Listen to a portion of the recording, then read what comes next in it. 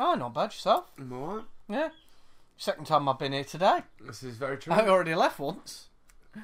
Oh, no, it wasn't. I left and realised the recording was fucked. No. It was...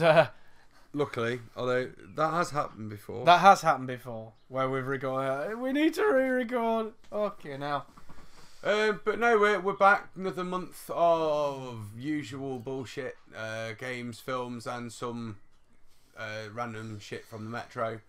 We're going to start off with games because we are still in the gaming graveyard, really. Yeah. There are slim We pickings are digging. of life. We're digging. Slim pickings of life. And unfortunately, looking at the confirmed firm releases... We're going to be struggling for the next couple of months. We're going to be struggling for potentially the rest of the year so far. Let's just hope and pray that, you know, we get some more confirmed titles coming out than what has been confirmed with a firm release date. But we'll jump straight in. We're going to start off with a game that's coming out on June 18th called Bloodstained: The Ritual of the Night. Now, this is your usual JRPG platformer. It's a JRPG Metroidvania. Yeah, but it looks quite nice graphically. I mean, most of these games do. Oh yeah, like I was saying, they always do. You know, the platformers moved on dramatically since our early days of platformer of like a stickman running over over random Newgrounds games. Yeah, that's it. But no, I think it'll be one of those games that if you like that sort of thing, it's going to be a game that you're going to buy. If you don't like that sort of thing, you probably won't. Might be one that you could potentially buy to maybe get you into that sort of thing. I don't know, but it looks like a nice game. It does. There's not really a lot more to say about it, unfortunately. We've got the next, I would say, one of the next biggest sort of remakes that's come out this year. Crash Team Racing Nitro-Fueled. This is obviously the remake of the original CTR. Yeah. Which not to get confused with Sonic Team Racing. Yeah, or Sonic Team Racing, which also is coming out. Or what did you call it? Seam Tonic Racing. Yeah. And then but this one's got a good pedigree. The original game had people that didn't own a console that would play like Mario Kart sort of thing. This brought this to the PlayStation. Yeah. If you like, gave that sort of gameplay to the PlayStation people. And no, I mean, I think that obviously we already know that the Crash remakes have done really well. Yeah, they did. Yeah. You know, they look really nice, and I expect this one will look also, you know, just as nice. And obviously with the Crash remakes, they had to have a team that came in to build an achievement system for it, and I'd imagine they've had to use potentially the same team. I mean, that wouldn't surprise me. To build an achievement system for this, because obviously these games came out before achievement. I mean, normally before autosave, some of these games came out. Well, I mean, these games came out when the only achievements were really for arcade games, when you got the high score at the arcade and you'd input your name and maybe get a nice picture of a spinning trophy in the middle, and that was your achievement. Yeah. Obviously now we obviously have games that you can earn gamer score or trophy points or whatever else. And I mean, I don't know.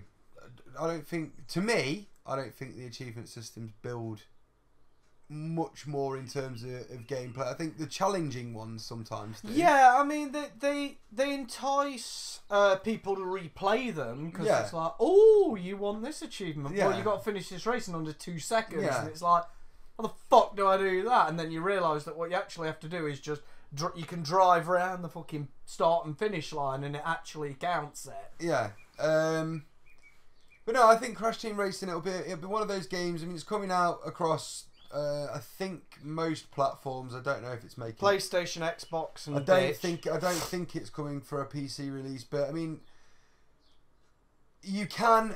There are ways and means. I mean, with the fact that you've got like the PlayStation Now, and the Xbox version as well. Yeah, you can basically log into the system with an account, have the correct membership paid. Yeah. And then you can access massive amounts of games that were console only or not available for the PC even back catalogue games like for the PlayStation 2 and the Xbox are included on these things, and you pay what you'd pay for like an Origin Premium subscription, and you access these, and then you get to play these games. Obviously, there are cutbacks, setbacks, if you like, with the PlayStation 1. You have to have a PlayStation controller for it to work, which, I mean, let's put it this way: a new PlayStation 4 console is going to set you back what, 350 quid? Yeah, something like that. A new PlayStation 4 controller is going to set you back about 50 quid. A second-hand one's going to set you back about 20 or 30 at most. So, and you can probably get one of the non-branded the new non-branded ones for like 40 quid. So, realistically, it is the cheaper way of getting one of these consoles. Yes, you're not going to be able to play these games on release. Yes, you're not going to be able to play these games potentially for 6 months, but you will get the potential. Oh yeah, definitely. So I think that's potentially a way of looking forward of PC gamers getting that console experience as well, without having to go out and then end up with 2 paperweights and a PC. Yeah, because they do end up being. They do. They can. Well, they can. I mean, I've had a PlayStation 4 here now for what, 6 months. I used it the first month it was here, quite a lot. I don't think it's been. First time it's been switched on was today when I had to get a game out of it to give back to you. Yeah, because he stole my copy of Marvel Spider-Man, and I want it back because I actually want to play it. I finished the main game. That's another thing that's annoyed me. These console exclusives like that realistically, if they were put onto the other consoles and to PC, would have made a shit ton of money. Yeah, I mean I reckon you'd have probably played that more if like you were still living when we used to live together. Yeah, because we'd have just stuck it on at the night time and just fuck it, I died, your turn. Yeah, but I think that if you're on your own, because you don't really have anyone else to play with as such, do you? No, I just sort of play. So that's why I look for more story-driven games. Yeah, that way then I can get zapped into the story. Not that Spider-Man wasn't story-driven. No, not at all. I mean, don't get me wrong. If it had been on the PC, I'd have probably played it. Well, the thing is, I did play quite a lot of Spider-Man. You know, I didn't complete it because obviously the console was never up here, and then even when it was up here, it was like, well, I want my PC on because like. I get to a point where I'm just like, well, I've got all these films and whatnot on my PC that I want to watch, and I'm like, well, I'm playing games. Well, no, I don't want to play games. I just want to watch a film that I've got on my PC. It might be alright if you have two monitors, because then you could have Spider-Man on one and the TV chattering away on the other. But it's that problem. It's that sort of divide. But I think with the console exclusivity, it should be like a 12-month thing. Like they should make it like with this Spider-Man, for instance. It should have been PlayStation 4 for the first 12, 18 months even. And then come out and then re-release for the PC and the Xbox, whatever. Because that way then, it means that the game gets to be put up for two awards. Yeah. And by all means, keep like a couple of the suits as maybe PlayStation exclusive. But Spider-Man is still a game that I believe they're still releasing some DLC for. No, I think they released the last one not too long ago. Right. Well, even so, if let's say, because how long's that been out now? Is that like a year, 2 years now? It's over a year, I believe. 2018 was the copyright, so it's been out for over a year. So just now they could say for, I don't know, for a July release date, they're going to release out Spider-Man on the PC and the Xbox, with a whole new load of DLC that would also come free to the PlayStation 4 users. Like you say, exclusivity on some of the suits for PlayStation 4 users. Because the suits they're irrelevant. They're well, no. What I'd say is for the PS4, keep the suits that didn't boost any powers. Because I'm sure you noticed this. There were some suits that gave you special abilities. Yeah. Keep ones that don't matter. But I mean, what annoyed me is the fact that, like, with the Amazing Spider-Man series, they were on PC.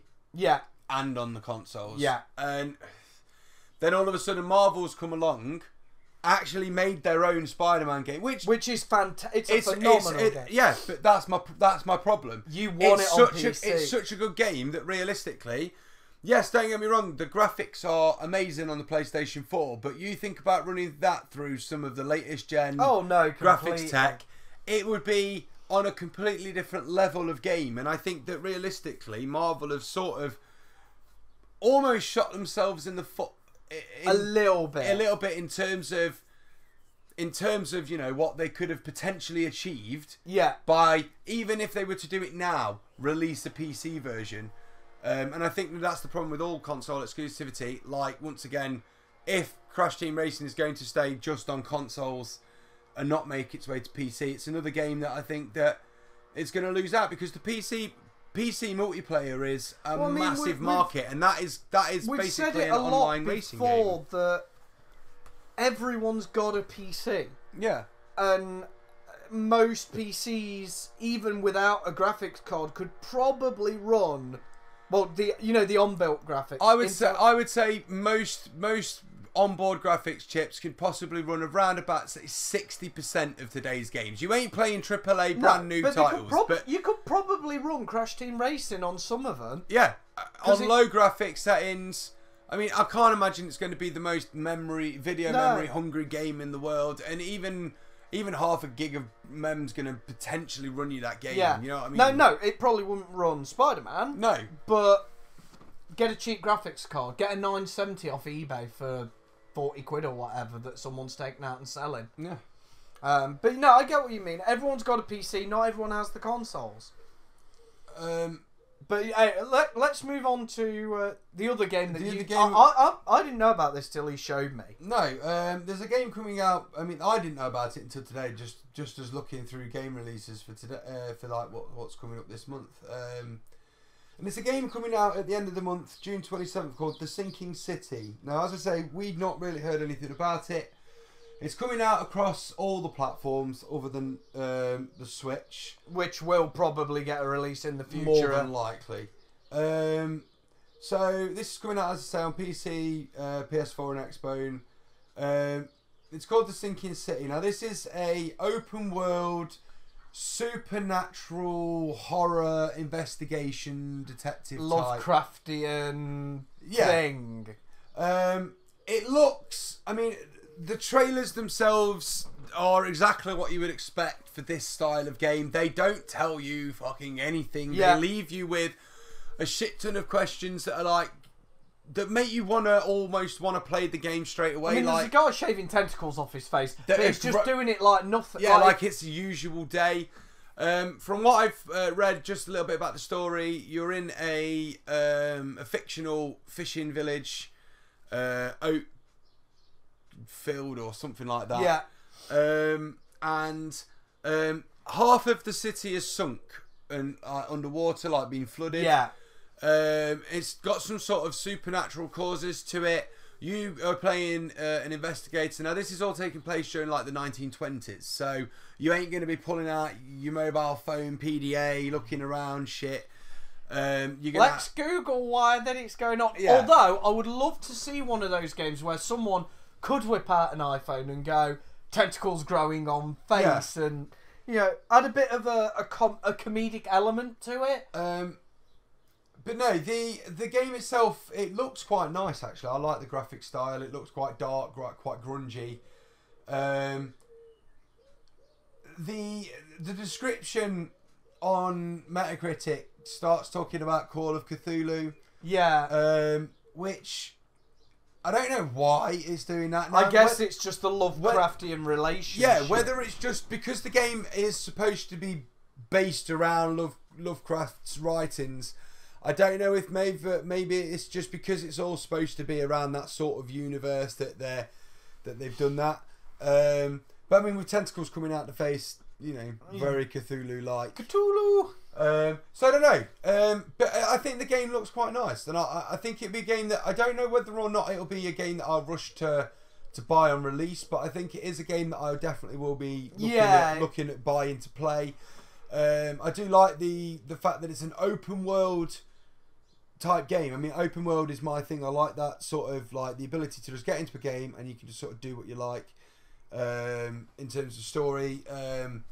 So I think this has got it's got the makings of potentially a really good game. As I say, in terms of June releases, it's coming out at the end of June. It's the last game that's coming out across most of the platforms. Yeah. For the month. I mean, there's only 3 titles that are coming out that are new titles, I might add. Yeah. Because there are some re-releases that are, I'd noticed on some of the sites, but I'm not really bothered about those. That are coming out in June across, multiple platform. I mean that's sad in itself. Yeah. Really. But no, I think it'd be one of those games that, because do you know what I quite liked? What was it? That detective game where you were shot. Oh, Murdered Soul Suspect. Yeah. That was a really good game. It was. I enjoyed that a lot. Obviously, that wasn't open world. That was quite linear in terms of what you was investigating. In terms of its areas, but I get the sort of feeling that what this game is going to be is almost like an open world version of Murdered Soul Suspect. Possibly with some Lovecraftian elements thrown in. Yeah, I mean, I'm not saying that we're going to be walking around through, spirit world and seeing ghosts everywhere, but the element of gameplay, walking around, things to look for, clues. I mean, obviously you're supposed to be a PI in the game, so there's got to. I mean, it could be sort of like Murdered Soul Suspects meets LA Noire. Yeah. Which I think would make an interesting game. So I don't know. I think it is going to be a game that I am looking to play. So, but no, that's it for June game releases. There is one more. There is Super Mario Maker 2. Yeah, which is coming out on the Switch. Now, my question to this, right? They've made Super Mario Maker. Yeah. And it's a glorified build your own game engine, it's right? Mario Sandbox, innit? Basically. Why release 2 and not just release like a massive DLC patch? Charge for it by all means, but yeah, that it strikes me as a 445 from Belgium apparently. No, it strikes me as a cash grab.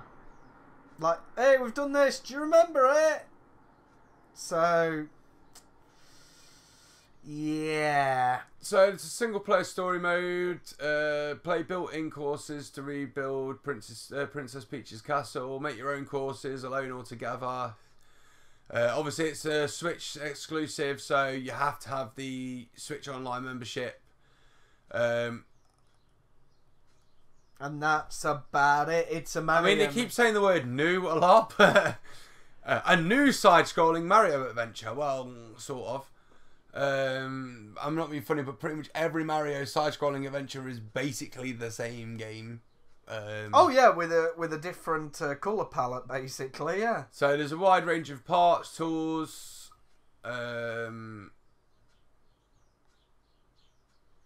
I think they've probably added a few bits, but like I say, they could pretty much have got away with releasing Super Mario Maker on the Switch with a massive DLC pack. Yeah. But who are we to judge Nintendo? We're gamers. We're the people who can judge. We're allowed to judge. But unfortunately, Nintendo are one of those companies that it doesn't matter how much you judge them, they will always ride happily off into the sunset on their money train. Yeah, because I think we've touched on this a lot. Nintendo make a family console. They don't make consoles for sweaty teenagers playing in a basement of their mum's house, eating Cheetos while they're trying to. Not since the GameCube, anyway. No, I mean, even then, the GameCube still had a lot of family type releases. It did. I mean, obviously, since the Wii and the birth, for me, the Wii is the birth of the real family console. Yeah, because the PlayStation and the SNES. Well, they all tried with like dancing games. Yes, and they all tried. They all sort of got there, but it was always still teenagers with their friends, like the girls that would all go and dance on the dance mats, and the lads that would all sit and try and play through a Call of Duty playthrough or SpiderMan 2 or whatever else they were playing. But Nintendo and the Wii created a console where it was just like, hey mum, let's play bowling. Yeah. And then your mum goes, oh, I don't like the bowling. Can we do the archery? Yeah, exactly. And, like, and then they've stuck. Then Nintendo hit gold, and they just keep hitting gold with the consoles, which are basically based around the fact that you are supposed to be. They are the shit king of fuck mountain. Yeah, they are. You are supposed to. Realistically, for me, you buy a PC to be a streamer gamer, realistically. More or less, yeah. You buy a console to be a gamer with friends, more than likely online, but still solo play as well. You buy a Switch or a Wii to play with your mum and dad. Yeah. Basically, you play with your kids, but that's you play the thing, with your family. isn't it? I think that's why we can't. It doesn't matter what people say about Nintendo. They will always happily ride because they came up with the best idea for playing consoles. Yeah. You move about with your family. You have a laugh. You can, the thing is, you can play things like bowling and actually do the motion. Yeah, I think if PC games released several shitty releases in a row, I think they'd start to notice a dent in their wallet quite considerably. Yeah. If Sony released a bad console, they'd be fucked. Yeah, if Sony released a bad console, well, potentially, but then potentially not, because I think with the generations of game consoles now, I think that even if Microsoft, let's say that the next PlayStation and the next Xbox are a flop, but if they are a flop, people will still stay with their old console, and then all that Sony and Microsoft to do is fix the new one. Just hear me out, right? So PC gaming, it'd be a dent.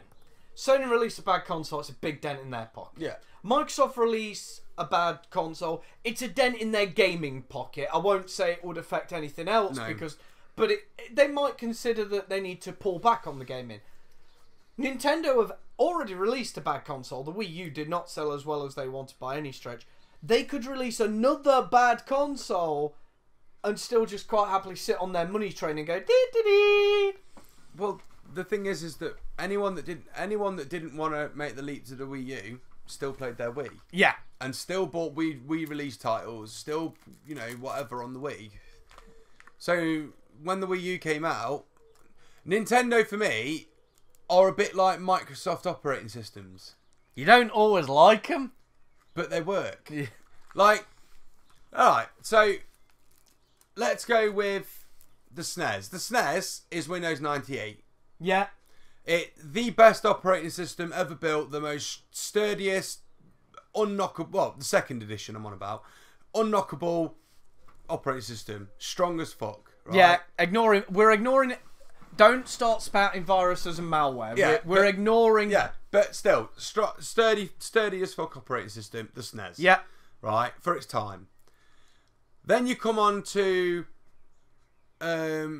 like the Game Boys and the handheld consoles. They're your XP. Yeah. Because that came out in multiple variants. That's your XP, and they've always had a solid market with XP. There's still business users that use XP today. I'm pretty sure there's a company in Japan that actually own XP because there are still military applications where they can't change. So the Japanese company bought XP. So XP is your handheld consoles. Even now, people still like to play on the old Game Boy Advance games. It still happens.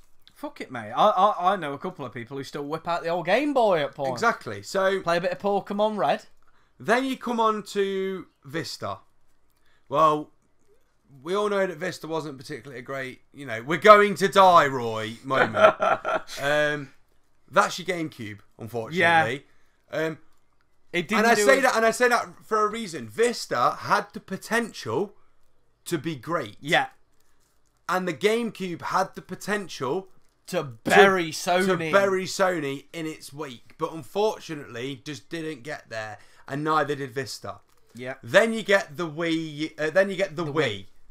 That's Windows 7. Yeah. Hardy as fuck. Used operating system. Your mum loved it. Your nan everyone used it. Right. Then you come on to Windows 8. Well, that's your Wii U, unfortunately. 8.1. Yeah. Yeah. Should have been great. Just wasn't. Unfortunately, I think tried to be something it's not. Yeah, because it was a tablet operating system that they released on a PC, and it 8.1 basically is Windows 9 and was better. Yeah, but we will discount it for this. It's 8 and 8.1. Yeah, we can throw it in the same boat. Yeah, it should have been fantastic, but unfortunately it wasn't. Yeah. And then you get the Switch, which is Windows 10, which it's that everyone was like, oh, I don't know, because it's going to be it's just going to be Windows 8 and it's not going to be great. But then you start using it and you're like, holy fuck, this is amazing. I was that guy. Yeah. He'll confirm I didn't want to go. He was like, no, I'm not going to do Windows 10 because it'll fuck everything up. I'm like, just run the upgrade, dude. Just run it. Honestly, it's like the most self-sufficient thing. Just run it. Boom. Yeah, it works. It's great. That's your Switch.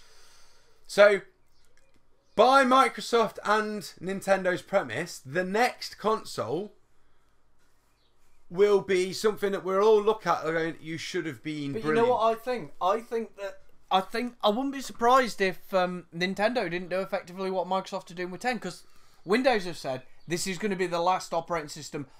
They've said forever. I think you could change that to a good long while till we have a jump in technology. Yeah, because basically, even then, Windows 10 is so versatile. It can be manipulated to basically run on anything. What I'm saying is, I think if they're because at the minute, Windows 10 could never run Quantum. No. So if Quantum ever became, say, a household affordable thing, they'd have to give us a new OS. Yeah.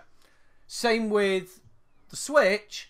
I don't think the Switch will do a Switch 2 for a good while. No, but what they'll possibly do is just potentially do like a Switch Slim or something like that. That'll have better hardware in it. Still, obviously, we'll all play the Switch games, and even new releases will play on the older Switch consoles. Yeah. But you'll still get like you do with the PlayStation 4 and the PS4 Pro. You get a better gaming experience on the PS4 Pro because it's got the better gaming tech in it. But you can still get a good experience from the older PS4 tech. Yes. So yeah, I think that's possibly the way it's going to go. Mario Maker 2, I don't think it needed to happen, but there you go. Right, we're going to need to move into films now, or he'll get in trouble. No, not really.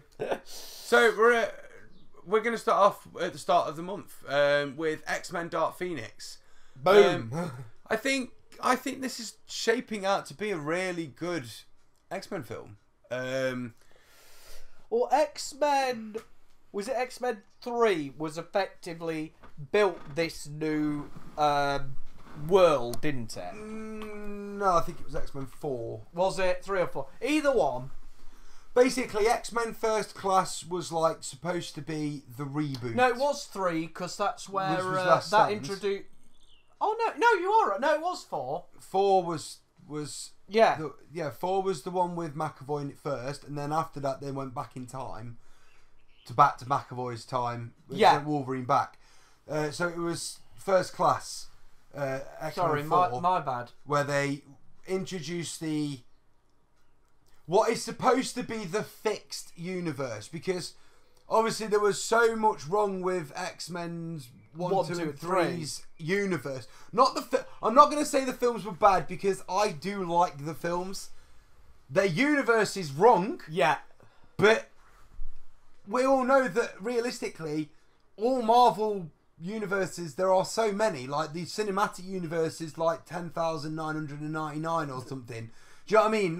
There are so many universes. The Sony X-Men universe was wrong compared to everything, but it is its own universe. So judge it on its own universe. They're all right films, but they are wrong. Especially Deadpool. That was really wrong.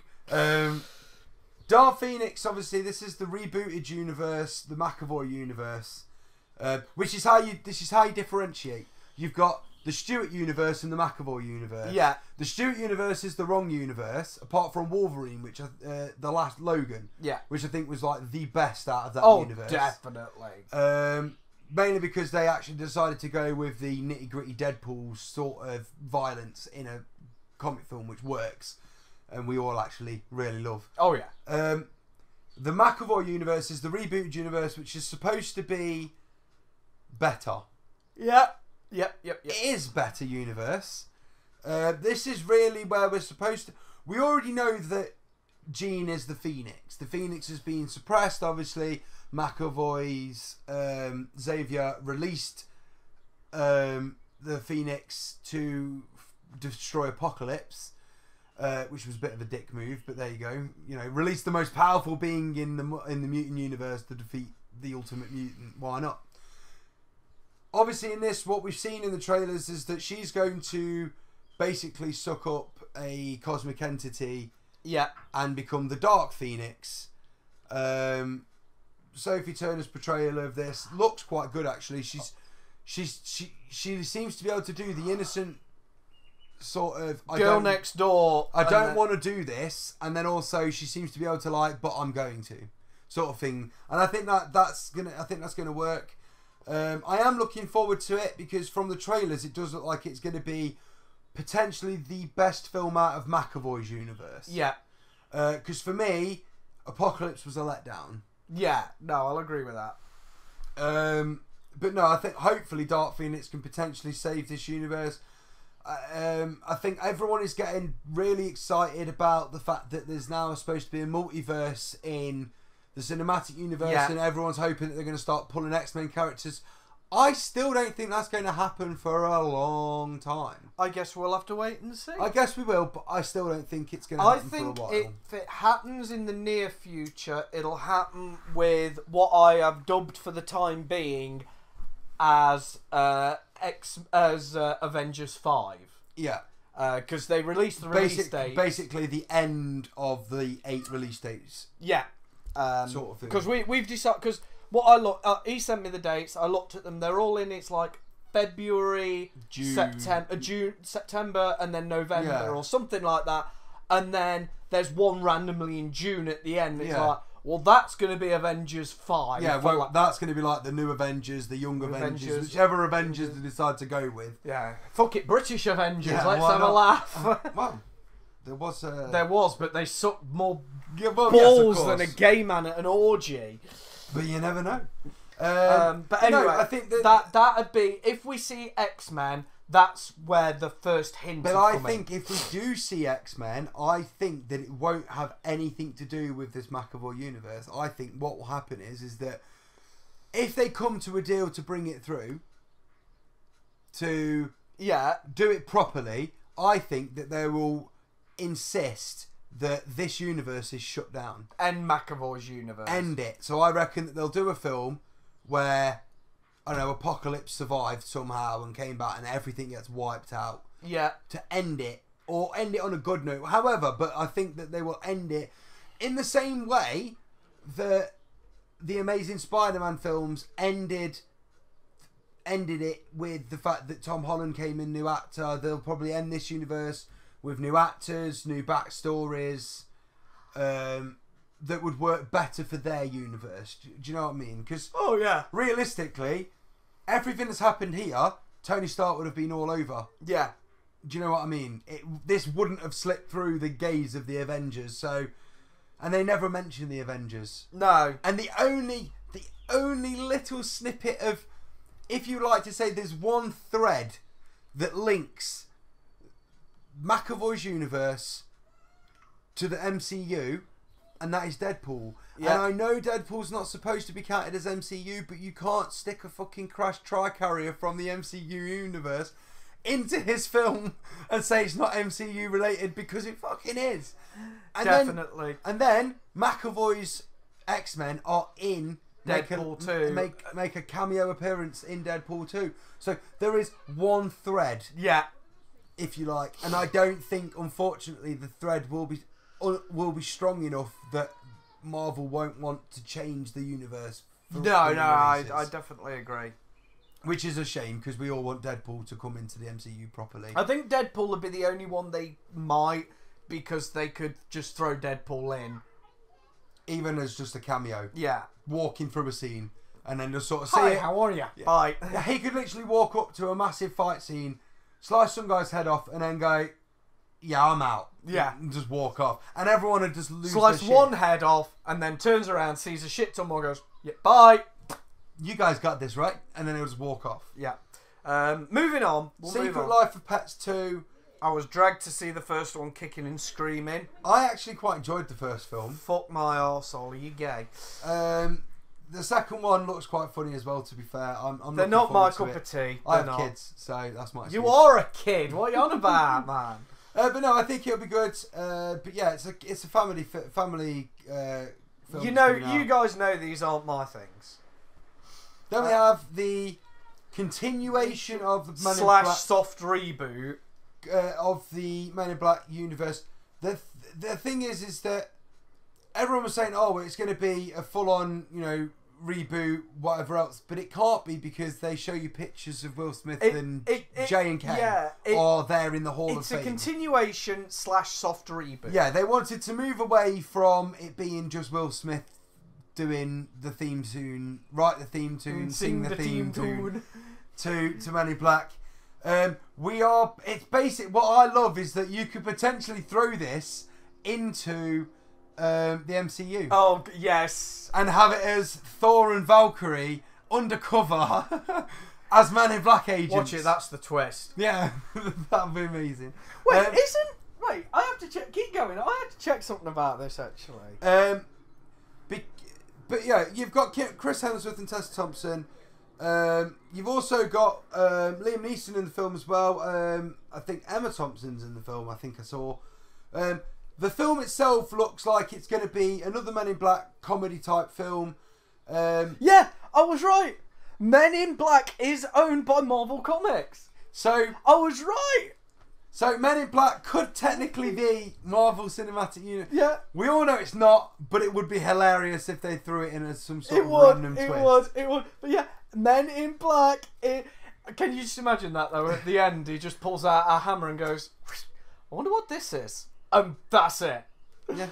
That'd be hilarious. Or there's just Mjolnir just sat there on like a pedestal and there's just a look from Chris like, fuck. I mean, Men in Black for me was a great franchise to begin with. Yeah. And then it got really tired. It did. I don't know. Men in Black 1 was brilliant. Men in Black 2 was passable. Men in Black 3, it was. Was that the one where he went back in time? Yeah, that to me was the thing that it happened with Triple X, and it also happened with Big Mama's House. Yeah. And apparently it's still happening with Bad Boys. Yeah. That they decided, let's take these 10-year-old franchises and make them trilogies at last. Yeah. Don't get me wrong, I think the third film was also, it was passable. I don't think it was great by any means. It wasn't Men in Black 1, do you know what I mean? And Men in Black 1 is still the best Men in Black. I'm hoping... I do have a love for the Men in Black universe, however, so I am hoping that this film could potentially bring it back. Yeah, and I've just checked, apparently Bad Boys 3 is coming out next year. Yeah. It started production about a month ago. Did it? Okay. What was it, waiting for Will Smith to finish all of his bullshit? Probably. Coming out on the same day as Men in Black, you have Shaft. With Samuel L. Jackson. It's going to be following John Saft Jr., a cybersecurity expert with a degree from MIT. He's going to enlist his family's help to uncover the truth behind his friend's untimely death. It's a Shaft film. I don't know. And the reason I say I don't know is because, unfortunately, Samuel L. Jackson has got this horrible history of making really bad films. Yeah. And don't get me wrong, he's in some absolutely amazing films. But I don't know if... Because this, to me, is almost Sylvester Stallone trying to do a Rocky film now. Yeah. Don't get me wrong, because I'm not talking about the Creed films, because the Creed films are fantastic films. They are Rocky universe films, but they're not based around Rocky. What I'm talking about, this is like Balboa. This is like the last Rocky 5. Yeah. This is what I think this is going to potentially be. I could be completely wrong, and I hope I am, because I do like Samuel Jackson. But he does have a history of making bad films. Yeah. So I'm on the bench about it. I think it'll be one of those, you're going to have to watch it, you're going to have to see for yourself. Yeah. But definitely go out and watch the Creed films, especially Creed 2. It's like one of the best boxing films of all time. It's fantastic. And it's been out for a while, so you can definitely go and watch it. Then we move through the month. through a lot of shit. Documentaries and dramas. Then we come to the biggest and last film of the franchise, Toy Story 4. They've confirmed it is the last film. Right. Whether it is or not remains to be seen because we don't know what's going to happen in this film. This is basically, they're going to end up... Woody gets lost, as usual, and runs into Bo Peep, who's been missing since Toy Story 1? 2? 2? 2 maybe? Since one of them. One of the Toy Stories.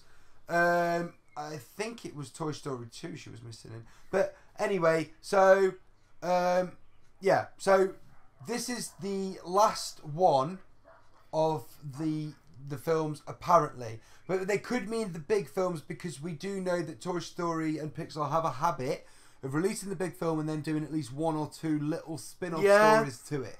So there is the potential of that. So we could see, I don't know, Mr. Potato Head, for argument's sake. Potentially, but they sometimes do like Toy Story on Halloween or something, and then like it's a Halloween type Toy Story story.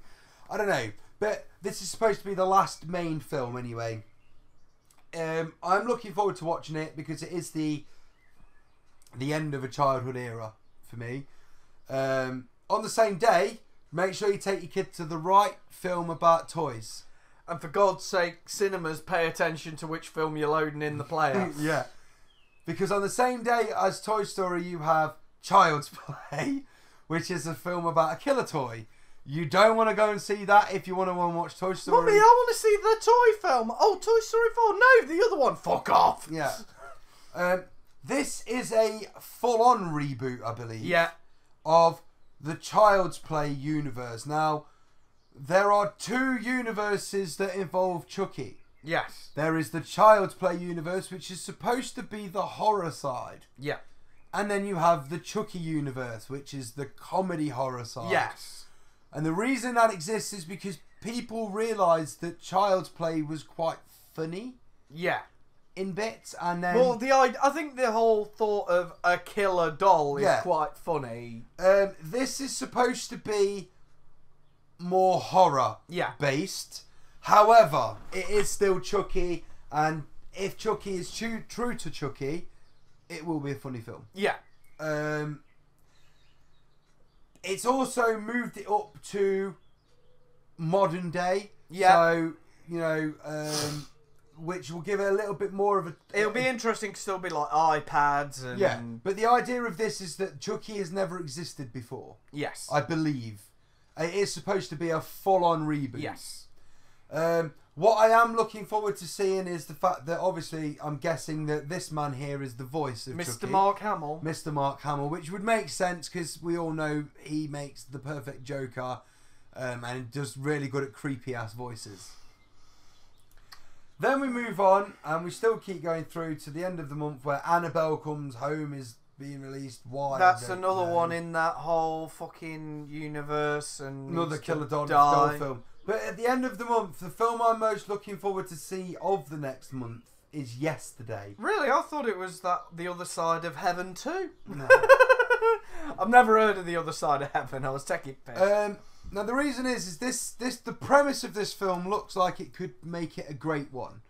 A failing young man, young musician, has a bike accident, and at the same time some sort of freak event happens to the whole world where it sort of stops for a second and then reboots. Everyone but him has forgotten the Beatles. The Beatles didn't exist, basically. Only he knows the songs.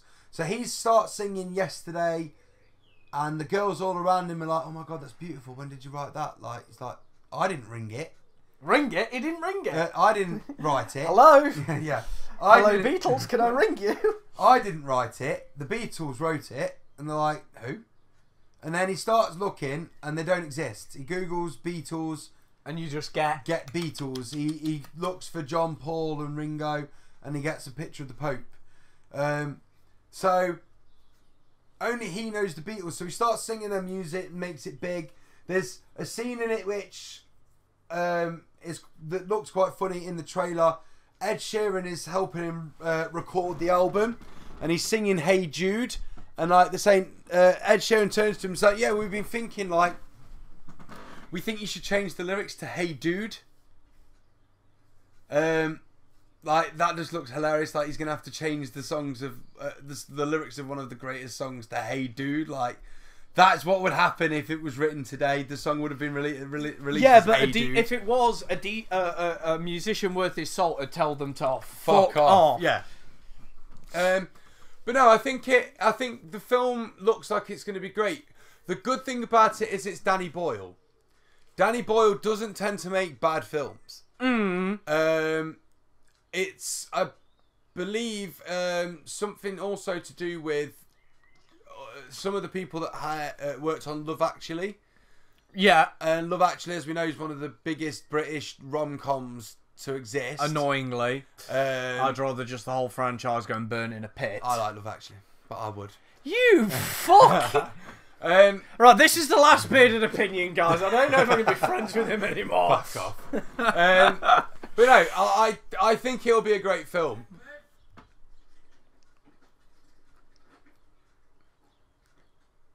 And then that's it. That's it for films. Are you sure you don't want to watch that, whatever it was, the thing to... The Other Side of Heaven 2, Fire of Faith? Are you sure you don't want to... I mean, it looks like your film. It looks like it's been dragged kicking and screaming out the 1930s. A missionary returns to Tonga in the 60s with his wife and their 5 young daughters. No, thank you. Not unless all 5 daughters get the tits out and start dance it round. So, we move into the Metro. The wonderful, wonderful Metro, which has now got... an amount 135.6 million. Jinx. Yeah. So we'll move into the story. So a party streamer has hit a high voltage cable and has electrocuted 20 people at a hockey game in Belgium. Well, a hockey club. Including children as young as 8 years old. This is one of those things where you just sort of like health and safety would have dictated you don't fire at the high powered telephone cable above you. You know what I mean? And B, like, what I don't understand is how so many people got injured, because I'm guessing that, I mean, these are the people. So these are we're watching the video. We're watching the video. It's 26 seconds, so we can watch the video. You'll manage. So they're just there. They're having what looks to be like a team talk. Yeah, some kind of scrummage, and then there's the party streamers, and so they've gone off. And right. So what's happened is the party streamers have hit the cable. They've bridged them. And created an explosion. Bridged it to the fence, the railing of the fence, and it's bridged. Yeah, it's burnt the fence. It's bridged and created a bit of a bang. I think realistically, you have to be aware of your surroundings. Yeah, this team wasn't. Looking at the damage, I mean, it was one hell of an arc because it's burnt a hole through this metal fence. Yeah. I think they're lucky. I think this mainly just been down to burns. Yeah.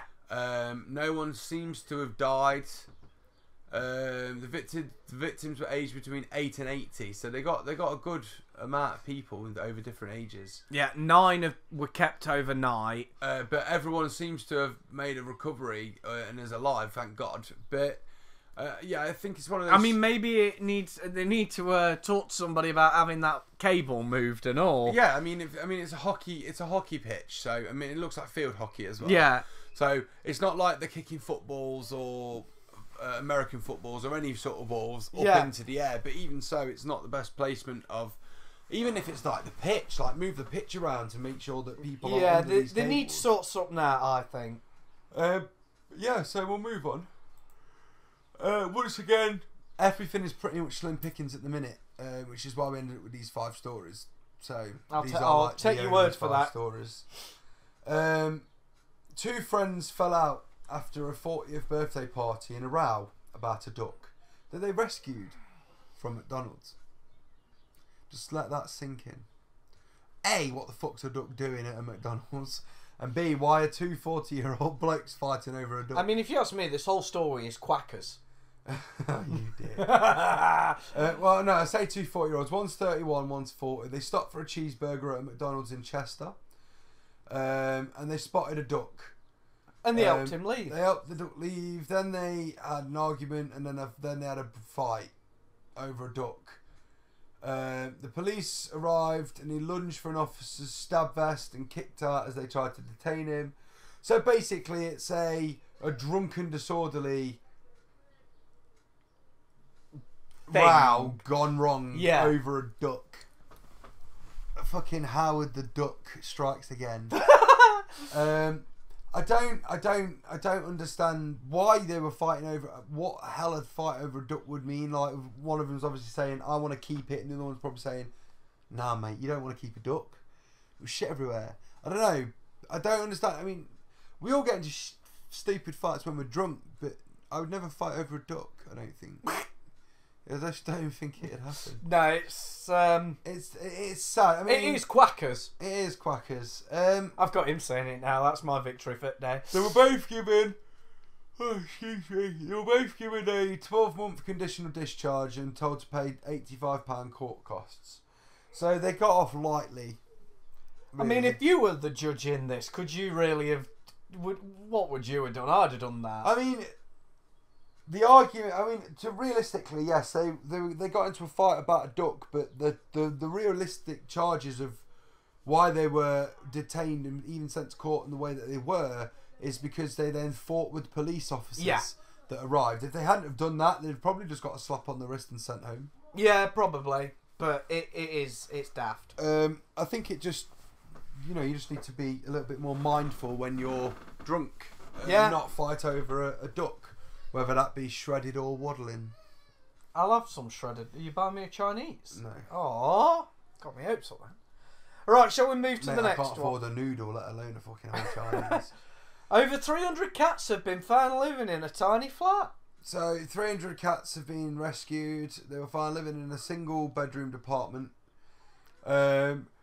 I mean, looking at the pictures, they can't move. No. How the hell would you move for cats? I mean, all the cats look very pretty. They all look very much taken care of. We're not suggesting that the cats look in any way unkempt. Because they're not. They look very healthy, to be fair. I'm guessing that this is... there was a strong smell of urine, as you can imagine, coming from the place. 300 cats...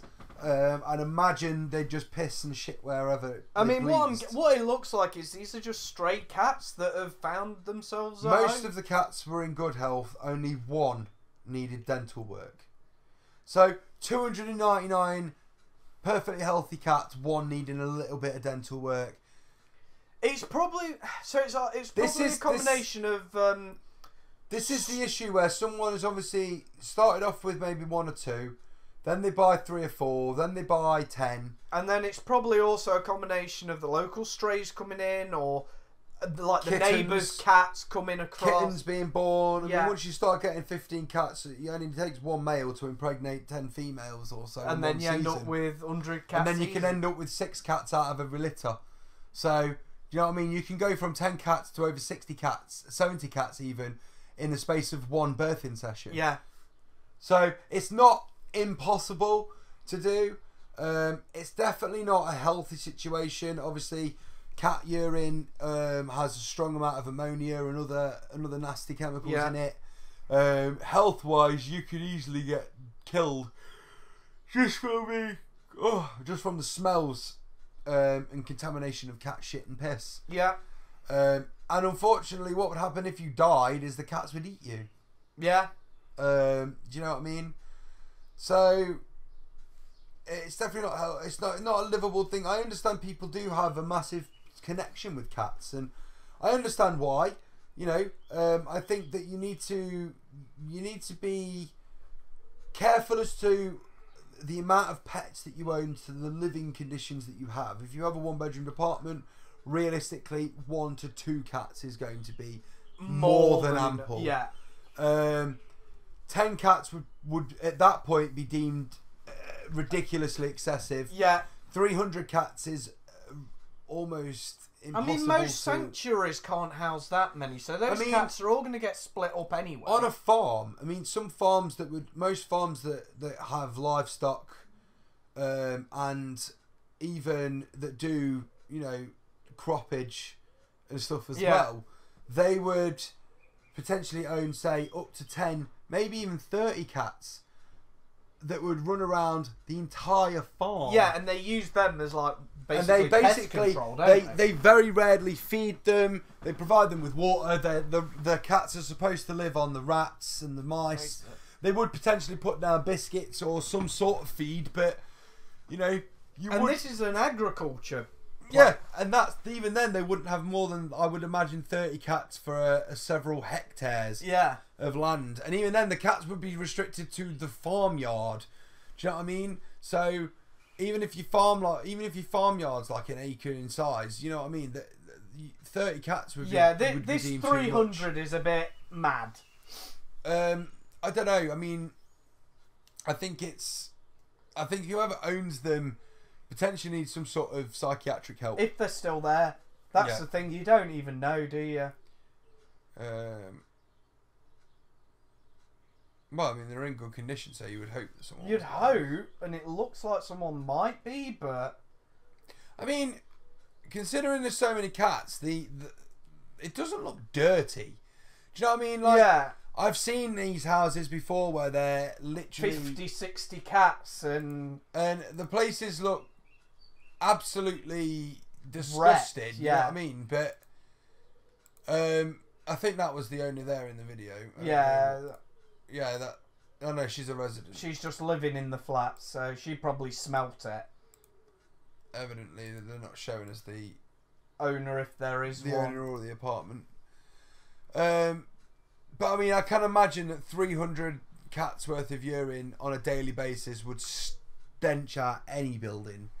To be fair, I mean, that whole apartment will need to be, everything in there probably ripped out. Do you want to know what's scarier? One of the rescuers said this is the second largest cat hoarding situation we've been involved with in a month. Yeah. So it's not even the largest this month. No. That's maddening. I mean, even then, that could just be by one cat. I mean, we don't know, but even so, it's... I mean, it is... I mean, it's Toronto. This is in Canada that this has happened. It's one of those things that... it does happen a lot. You know, cats are one of those animals that people tend to hoard because they do generally look after themselves. You only need to feed them. You can generally let cats out, or I mean, normally in these situations when there's this many, they don't get let out. That's the issue. Yeah. You could own 300 cats if they're all running around the garden all day and running around the local village, but even then, 300 is still... It's mad, yeah. A ridiculous number. Shall we move to it next then? We will. We want to know how the hell you get into this room, and I'm sure he will use his camera trickery and stick it in the video for the picture. Put your suggestions in the comments. I'm guessing through the big ass window, but it does look like it could be up on the second floor. I don't know. So maybe there's a ladder. But even then, you don't want to be coming off that garden on your bed. I'm guessing it was just for the sake of the picture. There is no layout in which this room would work, apart from the fact that is a double bed. So if you single bedded that, and maybe put the single bed in there, maybe, and then you could possibly get it going. Just about, but this room, might I add, is I think I saw £145 a week. Is that what he's paying me to live there? No, that's what he wants for you to live there. No, mate, nah. If he wants, I'll live there for £145. It has been described as a cosy, bright double room. That ain't a double room. That's a cot room. That is a single bedroom at most if you don't want a wardrobe. That's a cot room. I mean, he's put the wardrobe in front of the door and the radiator, so that ain't gonna work. The wardrobe is on wheels, someone said. Yeah. Yeah, so yeah, I mean, it does look like it's on casters, to be fair. But even so, I don't want to be. Yeah, it means basic. I mean, to be fair, I mean, you've got home security there because you walk in and then you push your wardrobe up against the door. But I don't want to do that every time I come home. If I'm pissed up in the middle of the night, I don't want to come home and then have to move a fuck-ass wardrobe. Walk into your wardrobe, mate. But yeah, but walk into a. I mean, I don't know. I mean, there's a basket next to the bed. I mean, it is potential that if you got rid of the basket next to the bed, you could put the wardrobe next to the bed and just have a little slither of a gap to walk into the room to then get onto your bed. But it was advertised as $572 per month with a deposit of $620. It's now been deleted. The agent had written herself, the room is a massive yet warm and cosy. Massive? Massive? This is a massive room.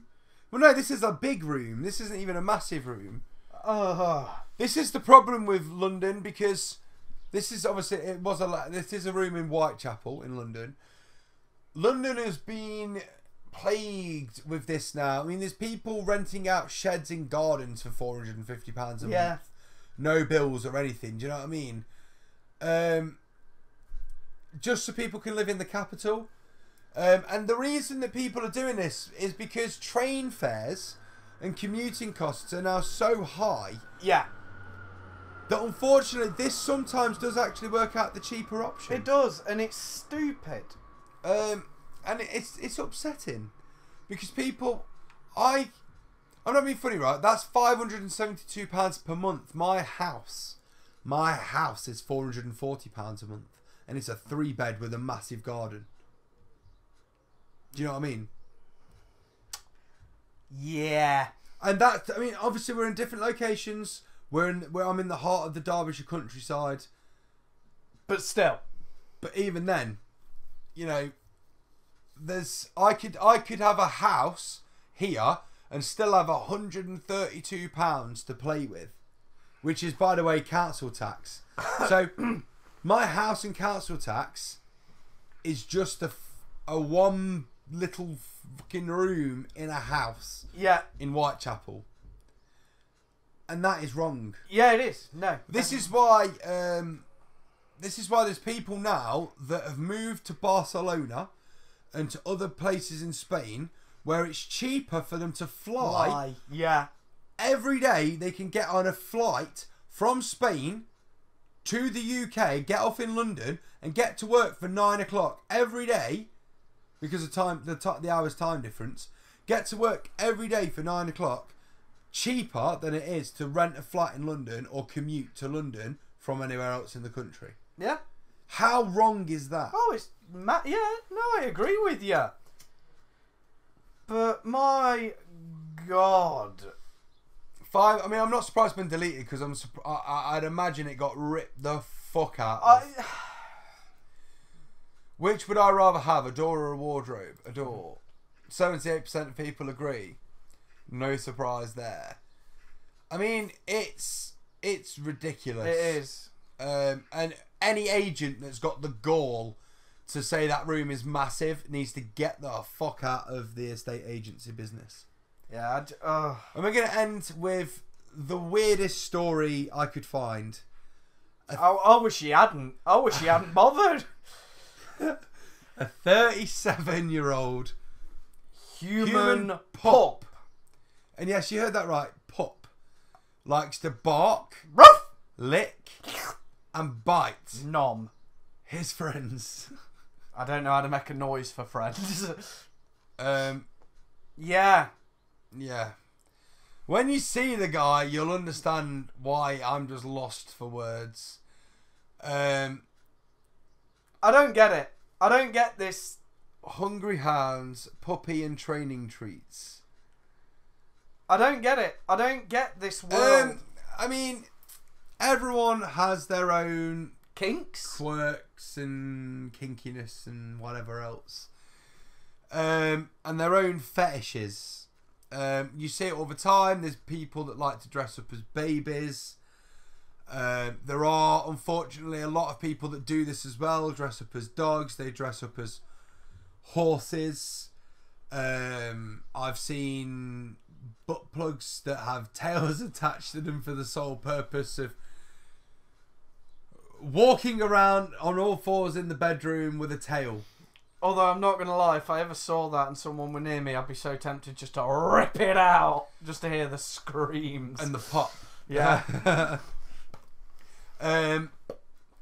So, but the costume. I mean, the costume does not... I mean, I don't know if he does this for a sexual fetish or if it's just... He identifies as a dog. I mean, this is... I'm not gonna... I mean, it is a problem. Fuck it. Right. I don't have a problem with anybody that wants to be a woman, anyone that wants to be a man. If you want to dress up as a dog, fine. Okay? I don't have a problem with it, but it is a problem because people, and I'm not trying to be a bigot or anything, but what the fucking hell is going on with our race? And I'm not on about races in white, black. I'm on about the human race, the one race that is on this planet that is supposed to be an intelligent species. What are we doing? Can I just go live with dolphins? 50 years ago, the human race was responsible for putting a man on the moon. We strive for advancements in our civilization and technology. Medicine and science and technology. And now we're happy to crawl around on all fours dressed as a baby or as a dog. For you might be, but I'm not. I'm fiddling around with a lighter, dude. For sexual gratification. Like, no. My cock for that? No. So you're telling me that I bought that dog costume for nothing? Yes, definitely. I have not bought a dog costume. It's called a joke.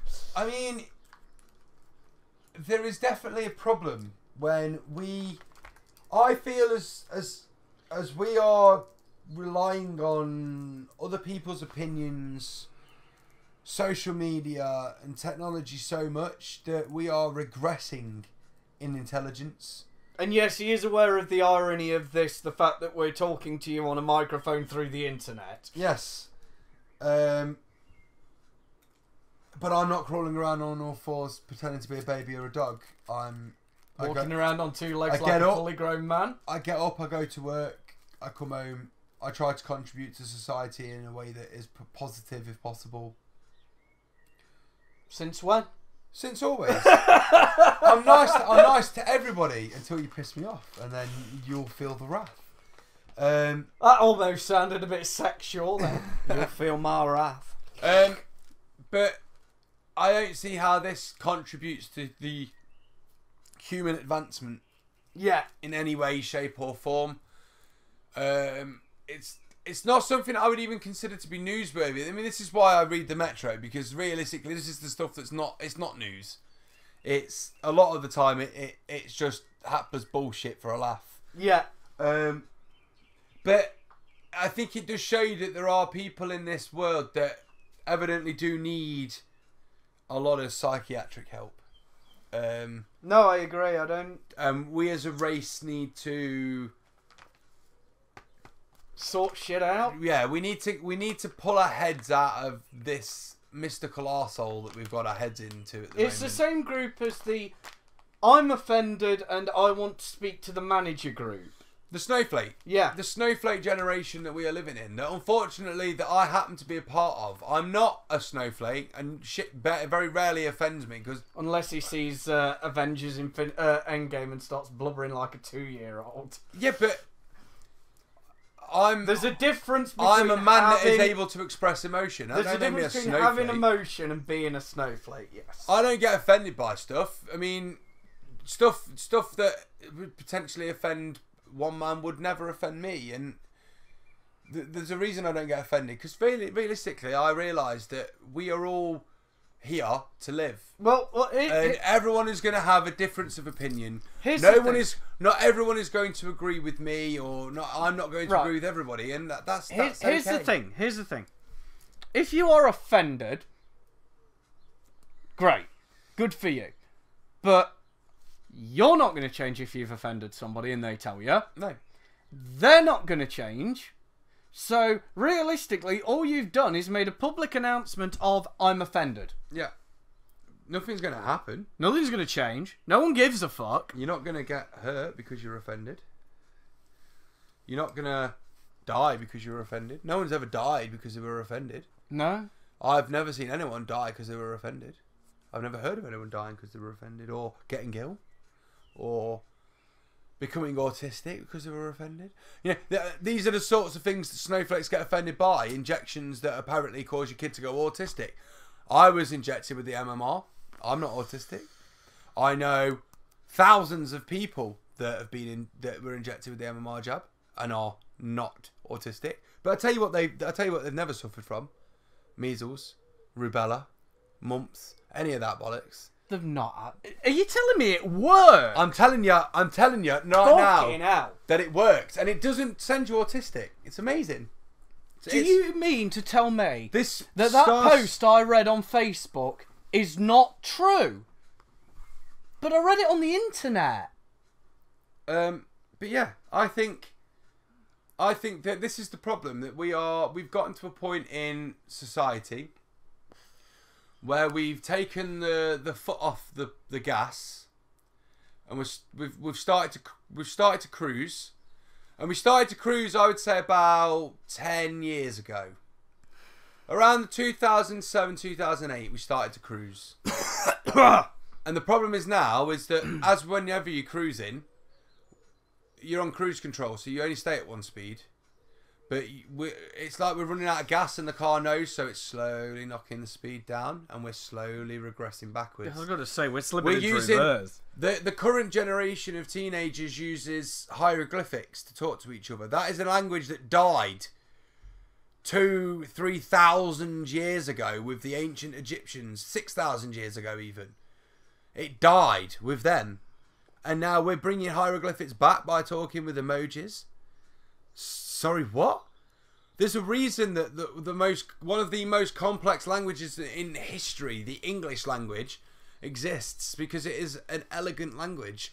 There's a reason that French language exists because it is an elegant language. German, Russian, all these other languages existed because they were elegant and they conveyed emotion. I don't want people.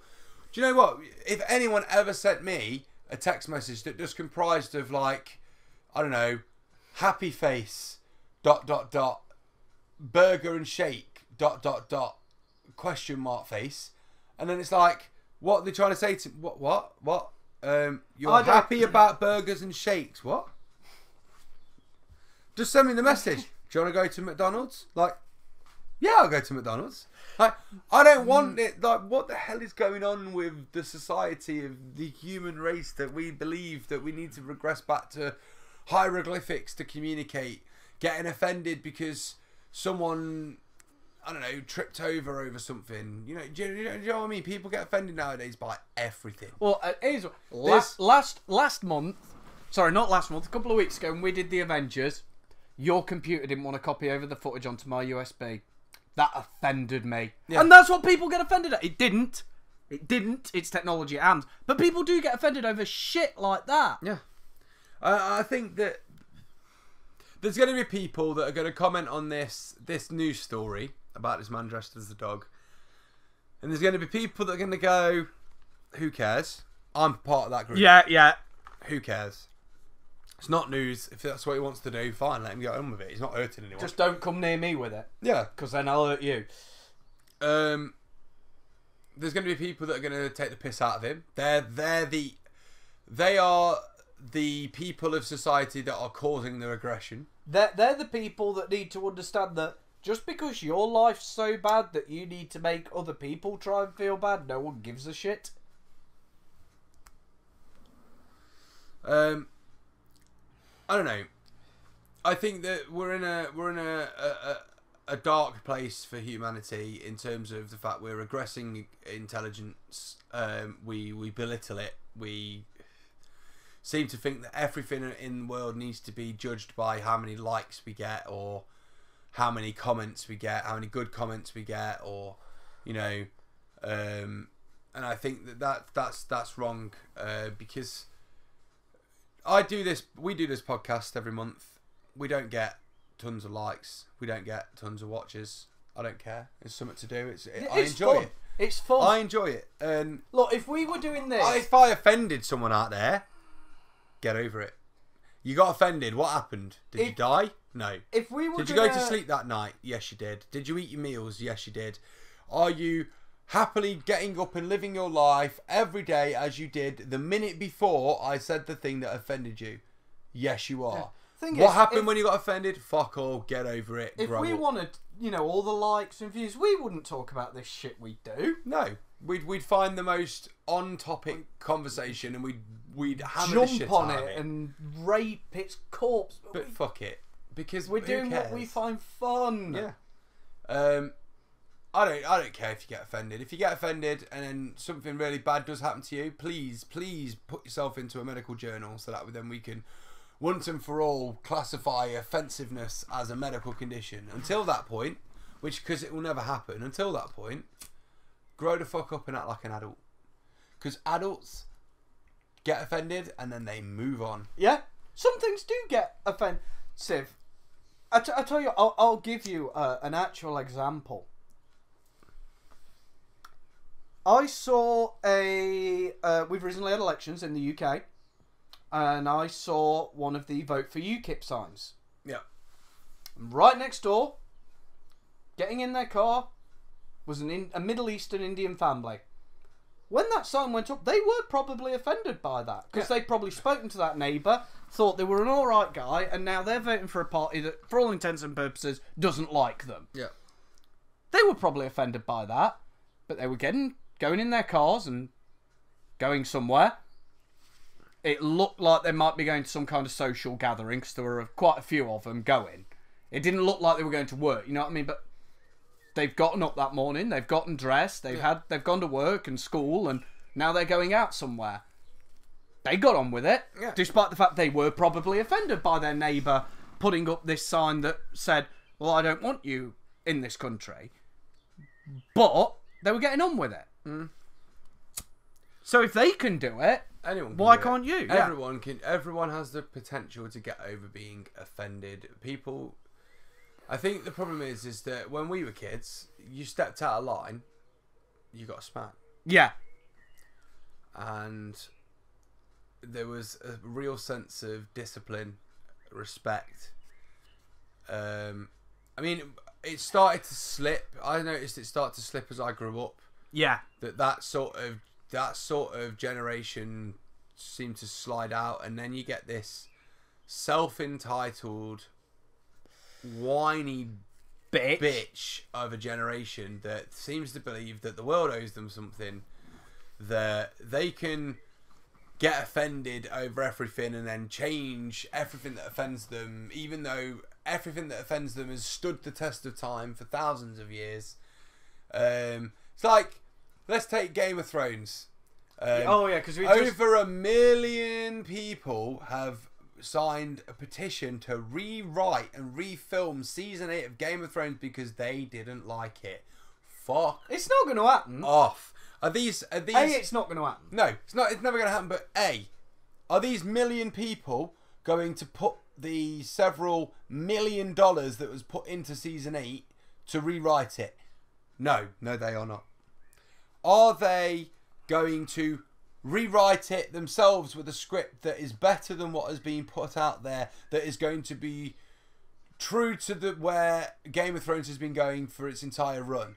No. Well, I won't say no with that. I would say extremely unlikely. There would probably be a handful in that group who could. They could potentially rewrite an episode better, but I'm not saying the entire season and the entire story arc that's been through. Well, like I say, you don't know, because you don't know sound. I would say there might be one or two who could potentially, but it never happened. No. And realistically, who cares? It's a TV show, and guess you know what? If it's ended in a way that means that you don't want to watch it anymore, good, because they aren't making it anymore. If it makes you go back, if it makes you want to rewatch seasons 1 to 7 before the last season because you consider them to be the greatest TV of all time, good. Because then they've done their job, haven't they? You're rewatching Game of Thrones. Every time you rewatch it on demand, they get a little pay packet off the advertising. And thing is, it's not even that. When this 8th book eventually surfaces, if it ever, he owes the fans 2 books. There's 2 books to write and finish, and I still think he's going to, even if he doesn't write the last book, I think he's going to write a book that he'll just go, this is how it should have ended, and it'll just be a, this is what should have happened type thing, and then he can use it as a publicised. Well, let's say he does write them, okay? His sales will go through the roof. Of course they will. Because people will want to know how it, quote unquote, should have ended. Ever since the TV series came out, the books started selling again. Because the books, you got to remember, are older than the TV series. And then the books started selling again. He's seen a massive resurgence in the sales of his books, in his fame. In obviously the TV shows went from strength to strength to strength. I don't know. I think people just need to stop bitching and whining. Like, it just pisses me off. It's the same with The Walking Dead, isn't it? The comics started selling more when the TV series came out. Absolutely. And just as Game of Thrones, The Walking Dead has, for me, it died its death a couple of seasons ago. No, definitely.